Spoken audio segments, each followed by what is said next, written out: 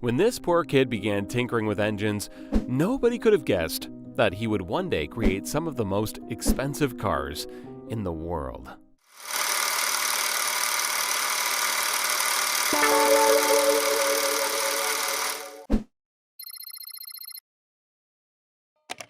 This is Frederick Henry Royce, born in 1863 in Alwilton in England.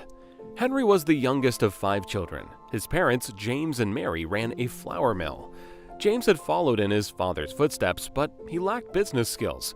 Profits were meager, and for many years the Royce family lived in poverty. Things got worse, and in 1867 they had to file for bankruptcy. Hoping to carve out a better life for themselves, the family moved to London. By this time, the 4-year-old Henry already had his first job, a bird scarer on a local farm. His pay? 6 pence a week. Then, in 1872, disaster struck again. Henry's father passed away. Now, all the children had to chip in to make ends meet, including the 9-year-old Henry. He began selling newspapers and delivering telegrams. Henry's early years of poverty had a profound effect on him, and by the time he turned 15 years, he had completed only 1 year of school. As a young teenager, he began an apprenticeship with the Great Northern Railway Works. His aunt had offered him some financial support, and despite not having a formal education, Henry grasped every opportunity to educate himself, studying algebra, French, and electrical engineering in his free time. But after 3 years, he was forced to quit due to a lack of money. After quitting his apprenticeship, Henry briefly worked at a tool-making company in Leeds, and then for the Electric Light and Power Company in London. In 1882, he moved once again, this time to Liverpool, where he continued to work for the Electric Light and Power Company.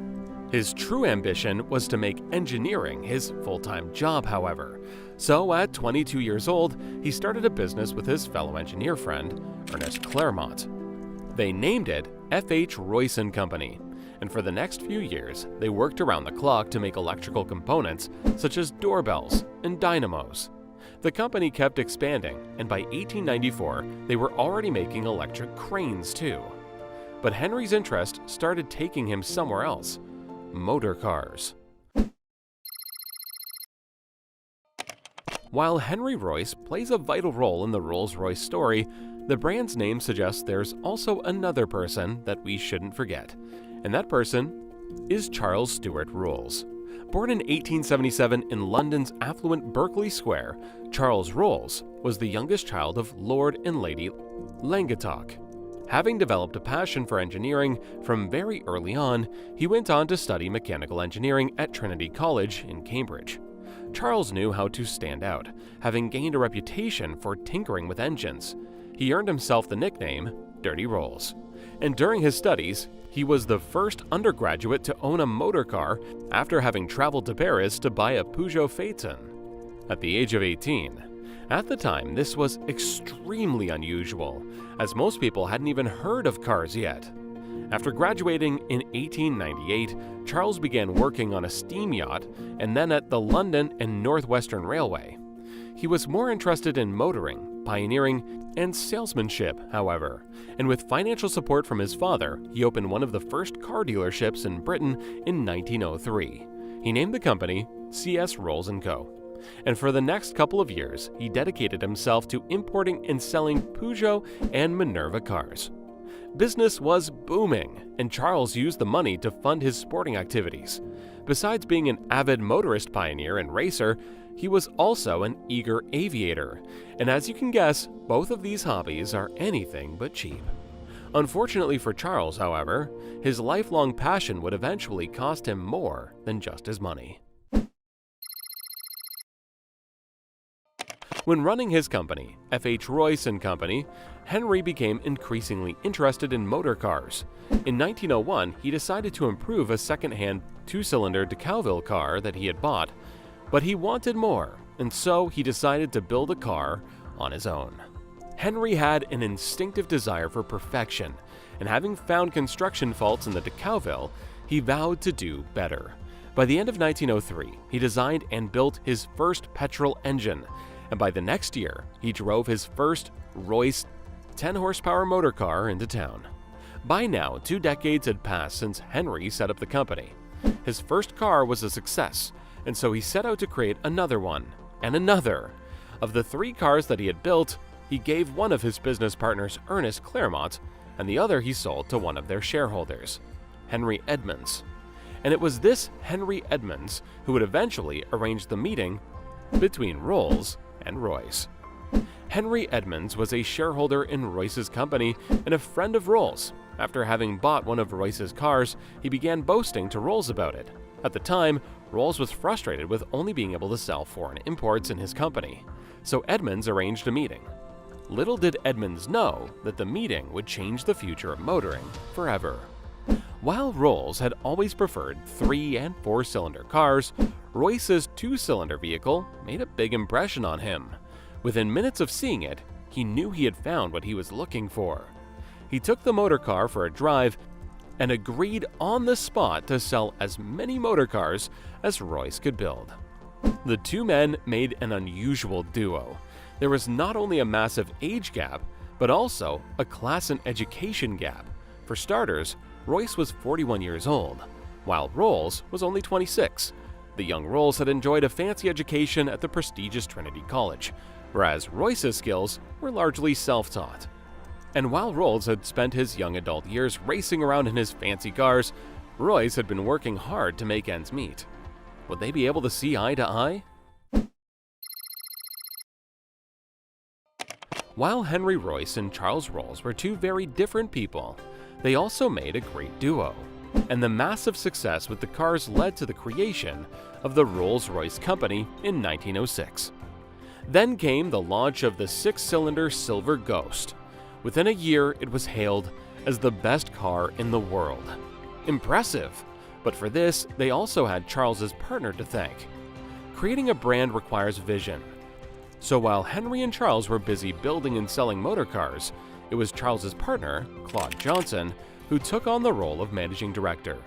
He knew it was vital to expand the company's reputation, and the publicity genius that he was, he orchestrated a series of stunts to promote the quietness and reliability of Rolls-Royce motor cars. One of his early adverts for the 40 to 50 horsepower motor car promoted it as the 6-cylinder Rolls-Royce, not one of the best, but the best car in the world. With that ad, Claude introduced the phase that would forever be associated with Rolls-Royce. It was incredibly effective. It demonstrated Rolls-Royce's superior performance, and it created a global demand for their world-class engineering. And Claude was so integral to the company's success that he became known as the hyphen in Rolls-Royce. Of course, marketing alone will get you only so far, and both Henry and Charles dedicated themselves to delivering the best quality possible.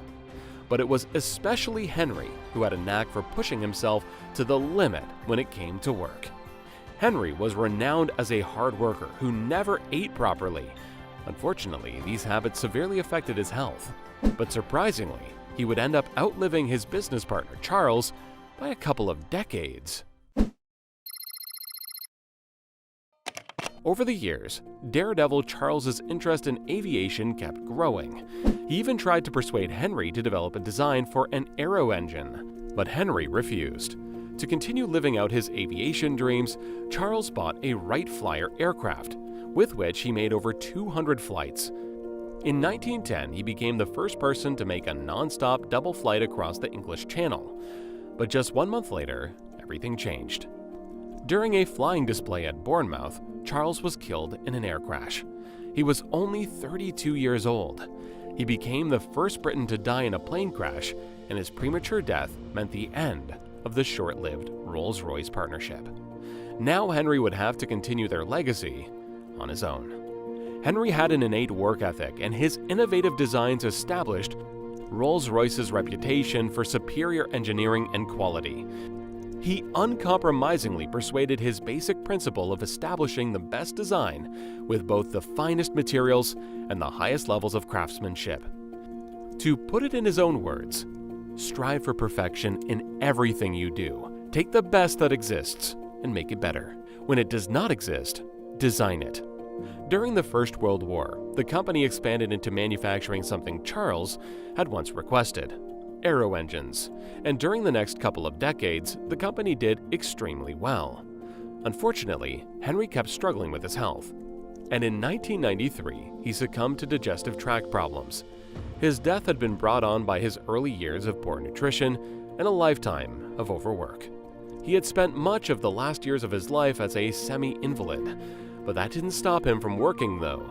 His never-failing enthusiasm and dedication to engineering prevailed, and he continued to work until the very last moment. Literally, his last sketch was made from his deathbed a few hours before he died. He was 70 years old. Rolls-Royce has remained a famous name in engineering. A Rolls-Royce is one of the most successful luxury cars that money can buy. And with over 130 dealerships spread over 40 countries, the brand is known far beyond Great Britain. Currently, Rolls-Royce is owned by BMW, and the brand is still primarily known for producing some of the most expensive cars in the world, such as the Rolls-Royce Cullinan, Ghost, Phantom, Wraith, and Dawn. Torsten Müller-Ötvös has been the CEO since 2010, and his reign has proven to be essential in the company's success. But it's the vision of Sir Henry Royce and Sir Charles Rolls that truly made Rolls-Royce what it is today. A symbol of pure and unadulterated wealth. Something tells me the two men would be proud.